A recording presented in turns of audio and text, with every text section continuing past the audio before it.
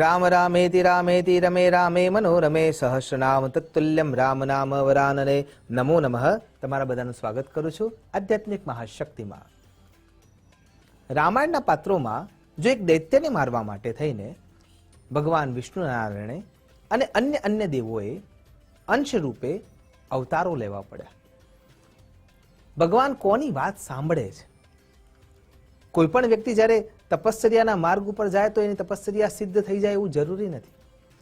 પણ આ દુનિયામાં પૃથ્વી લોકમાં બે વ્યક્તિઓ એવી છે કે જેના આરાધનમાં, જેના શબ્દમાં ભગવાન સંપૂર્ણ વિશ્વાસ રાખે છે.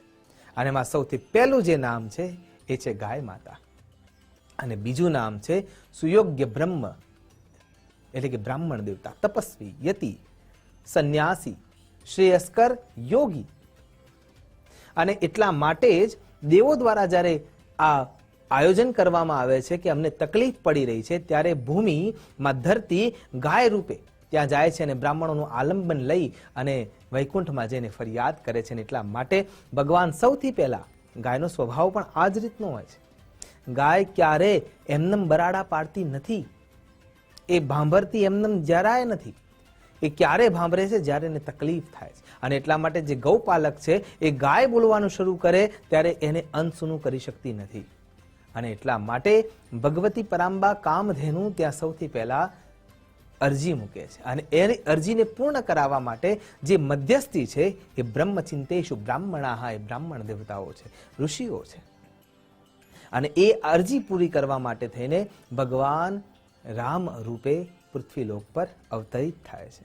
એટલે ભગવાનનો અંશ અવતાર જે કોઈ એક કાર્ય કરવા માટે આવ્યું છે, અને કાર્ય કરવા માટે જ્યારે પ્રગટ થયા છે ત્યારે એના સાથે અન્ય દેવો પણ પોતાના અંશોને મોકલી રહ્યા છે.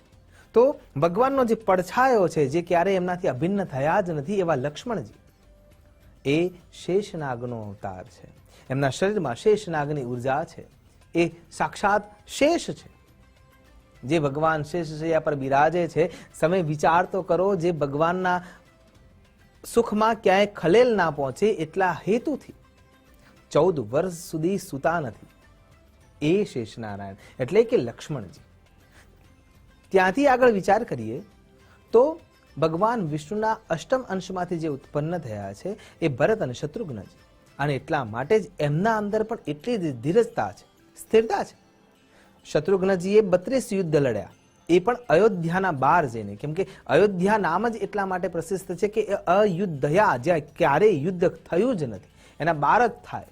અને એટલા માટે એ સાક્ષાત નીતિ માર્ગી છે. એનાથી આગળ જો વિચાર કરીએ તો હનુમાનજી મહારાજ, ભગવાન સાંબ સદા શિવ, એમનો એકાદશ રુદ્રનો ભાગ, પવનદેવના ઔરસ પુત્ર, કેસરી નંદન, કેસરીના અંશમાંથી ઉત્પન્ન થનાર, મારુતનંદન, પવનના અંશમાંથી ઔરસતા પ્રાપ્ત કરીને ઉત્પન્ન થનાર, શિવજીનો ભાગ, સાક્ષાત શિવ એટલે હનુમાનજી મહારાજ. ત્યાંથી આગળ વિચાર કરીએ તો સુગ્રીવ, અને સુગ્રીવ એ સૂર્યનો અંશ છે, અને વાલી એ ઇન્દ્રનો અંશ છે. આ બંને જગ્યાએ જોશો તો મહાભારત કાળમાં અને રામાવતારમાં બંને જગ્યાએ ઇન્દ્ર મહારાજ અને સૂર્યનારાયણ વચ્ચે ક્યાંક ને ક્યાંક વિગ્રહ જોવા મળે છે. રામાયણ અવતારના અંદર જ્યારે વિચાર કરીએ તો એ કાળ દરમિયાન રામાયણમાં જે પાત્રો છે એ વિશિષ્ટતામાં જ્યારે સુગ્રીવ અને વાલીની વાત કરીએ તો વાલી છે એ ઇન્દ્રનું સંતાન છે, અને સુગ્રીવ છે એ સૂર્યનારાયણનું સંતાન છે. અને જ્યારે મહાભારત કાળને તમે વિચાર કરો છો તો એમાં જ્યારે પાત્રોની વાત વિચારીએ છીએ તો કર્ણ છે એ સૂર્યપુત્ર છે, અને સામે ઇન્દ્રપુત્ર અર્જુન છે. રામાયણ કાળની ચર્ચા કરવા માટે આપણે બેઠા છીએ ત્યારે સ્પષ્ટ રૂપે એમ સમજાય છે કે દેવ તત્વો એકલા આવતા નથી, એને મદદ કરવા માટે અલગ પ્રકારે, અલગ અલગ રૂપે, અલગ અલગ શક્તિઓ સાથે દેવત્વ આવીને ઊભું જ હોય છે.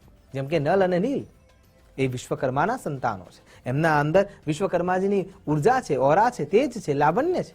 અને એટલા માટે જ જ્યારે રામ સેતુ બાંધવાનો હતો ત્યારે નલ અને નીલને જે શ્રાપ મળ્યો હતો એ શ્રાપ ખરા અર્થમાં ઇજનેરનું કામ કરી જાય છે. ત્યાંથી આગળ જ્યારે વિચાર કરીએ ત્યારે જામવંતજી બ્રહ્માજીના સંતાન અને બ્રહ્માજીના માનસ પુત્ર રૂપે જે પ્રગટ થયા છે એ જેમને તો ત્રણે ત્રણ કાળને સ્પર્શ્યા છે. જ્યારે સમુદ્ર મંથન થયું ત્યારે એ 21 વાર પૃથ્વીની પ્રદક્ષિણા કરી ચૂક્યા હતા. એટલી અપાર શક્તિ જામવંતજીમાં હતી. એ રીતે જોવા જઈએ તો બૃહસ્પતિનો અવતાર અંશ ભાગ તાર વાનર એ બૃહસ્પતિનો અંશ છે. જ્યારે જ્યારે નેતૃત્વની જરૂર પડી, જ્યારે જ્યારે સેનાને યોગ્ય નિર્ણય આપવાની જરૂર પડી, જ્યાં જ્યાં નીતિની જરૂર પડી ત્યાં ત્યાં તાર વાનર સ્પષ્ટ રૂપે આગળ આવ્યા જ છે. અને એનાથી આગળ જો વિચાર કરીએ તો કુબેરના અંશમાં જોવા જઈએ તો ગંધમાદન વાનર એ કુબેરના અંશમાં છે. અને એ જ્યારે જ્યારે વ્યૂહરચનામાં મદદની જરૂર પડી છે ત્યારે ત્યારે ગંધમાદન વાનર જ સૌથી વધારે આગળ આવીને ઊભા રહ્યા છે. કેમ કે એના લોહીમાં છે. પ્રકૃતિ એના શરીરમાં એ શક્તિ મૂકીને બેઠી છે દેવ તત્વ રૂપે. અને એ જ્યારે જરૂર પડે છે ત્યારે એ રૂપે આગળ આવે જ છે. રાવણને વિચાર કરો, એ પ્રતિપ્રહેરી છે. અશોક વાટિકામાં માં જગદંબા સીતાને રાખ્યા છે તો ત્યાં પણ એ પહેરીદાર રૂપે જ જોવા મળે છે. કેમ કે એ પાર્ષદ રૂપે ત્યાં એના અંદર એ ગુણ છે જ. અને એ કેવી રીતે સાબિત થાય છે? લંકિનીને યાદ કરો, એને પહેરાદાર તરીકે રાખી છે. એના આગળ જ્યારે સમુદ્રના ભાગમાં જોવા જઈએ છીએ ત્યારે સિંહિકા નામની રાક્ષસીને એને પહેરાદાર રૂપે રાખી છે. અહીંયા સીતા માતાના મનના વિચારોને ઓળખવા માટે થઈને અલગ અલગ રાક્ષસીઓ તો છે જ, પણ મુખ્ય દાસી એમને ત્યાં રાખી જ છે ત્રિજટા, કે જેથી કરીને એમની વાતને સુખ મળે. તો એ પહેરેદાર છે જે તે વ્યક્તિનું, જે તે વસ્તુનું, જે તે પરિવેશનું. અને એટલા માટે રાવણ હર હંમેશ જાગ્રત અવસ્થામાં રહે છે, એ સૂઈ શકતા નથી. એનું કારણ એ છે કે એના અંદરની જે શક્તિ છે, એનો ગુણ જે છે એ જાગૃતતાનો છે. અને એટલા માટે તપશ્ચર્યાથી જાગૃત થાય છે. અંધ પણ બન્યો છે એ પણ કેવા કારણે બન્યો છે? કેમ કે એને ખબર છે કે મારી મુક્તિ રામ આવશે તો જ આવશે. શેષ નારાયણના રૂપમાં જ્યારે લક્ષ્મણજી છે તો એ વિષ્ણુ ભગવાનના સેવકના ભાગમાં છે. ભગવાનના આરામમાં ક્યાંય ખલેલ ના પહોંચે એટલા માટે સતત જાગ્રત, સતત તત્પર અને સતત સેવા નિષ્ઠ રહે છે.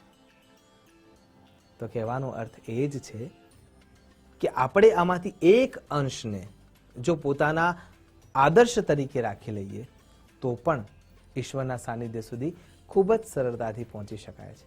આશા કરું છું રામા અવતારના જેટલા જેટલા પાત્રો છે અને રામાયણ કાળના જેટલા જેટલા અંશો છે એ બધા જ અંશો આપણા ઉપર કૃપા કરનારા બની રહે અને આપણું જીવન ખૂબ જ સરળતાથી ઈશ્વરના સાનિધ્ય સુધી પહોંચી શકે. એ જ અભ્યર્થના સાથે નમસ્કાર. અસ્તુ સદા શિવોહમ. નમો નમઃ.